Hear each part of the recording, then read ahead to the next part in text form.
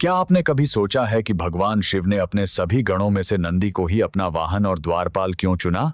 यह कहानी उसी अद्भुत बालक की है। एक ऐसा बालक जो मां के गर्भ से नहीं बल्कि धरती के गर्भ से जन्मा था। लेकिन इस बालक के जन्म की कथा भी कोई साधारण नहीं थी। इसके पिता महान शिलाद मुनि सांसारिक मोह माया से दूर थे, लेकिन उन्हें एक ऐसे पुत्र की लालसा थी जो बिना माता के गर्भ से जन्मा और मौत को जीतने वाला हो। इस असंभव सी इच्छा को पूरी करने के लिए शिलाद मुनि ने भगवान शिव की घोर तपस्या की। महादेव ने प्रसन्न होकर उन्हें मनचाहा वरदान दिया। इस वरदान के कुछ समय बाद जब शिलाद मुनि एक यज्ञ के आयोजन के लिए खेत जोत रहे थे, तभी हल का सिरा किसी चीज से टकराया। उन्होंने देखा कि धरती के भीतर से एक बेहद तेजस्वी और दिव्य बालक प्रकट हुआ है। मुनि ने उस शिव आशीर्वाद रूपी बालक को खुशी खुशी गले से लगा लिया और उसका नाम रखा नंदी।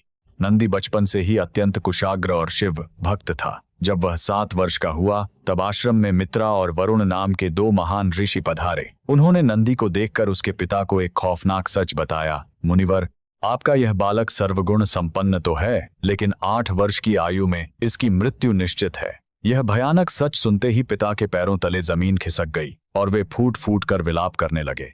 लेकिन नंदी मौत के खौफ से रोने के बजाय उसे हराने का फैसला कर चुका था। अपने पिता को रोता देख उसने दृढ़ता से कहा, पिताजी, यज्ञ की भूमि से जिसने मुझे यह जीवन दिया है, वही महादेव मेरी रक्षा भी करेंगे। यह कहकर वह छोटा सा बालक वन में भुवन नदी के तट पर चला गया। उसने मृत्यु को चुनौती देते हुए अन्न जल सब कुछ त्याग दिया और एकाग्रचित्त होकर नमः शिवाय का अखंड जाप करते हुए घोर महातप शुरू कर दिया।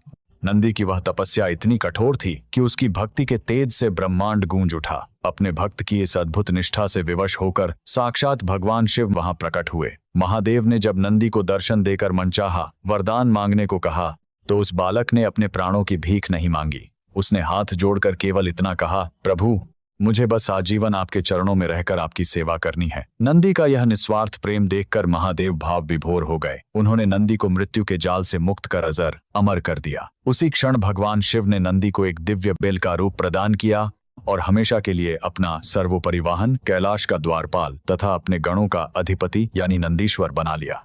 तब महादेव ने नंदी को एक और दिव्य वरदान देते हुए कहा, नंदी, जो भी भक्त मेरे दर्शन करने आएगा वह सबसे पहले तुम्हारे दर्शन करेगा, और जो भी अपनी सच्चे मन की मनोकामना तुम्हारे कान में कहेगा उसकी प्रार्थना सीधे मुझ तक पहुंचेगी। नंदी को यह वरदान देकर भगवान शिव ने उसे अपने और भक्तों के बीच एक पवित्र सेतु बना दिया। यही कारण है कि आज भी हर शिव मंदिर में शिवलिंग के ठीक सामने नंदी विराजमान होते हैं। भगवान शिव के सभी भक्त कमेंट में हर हर महादेव लिखे।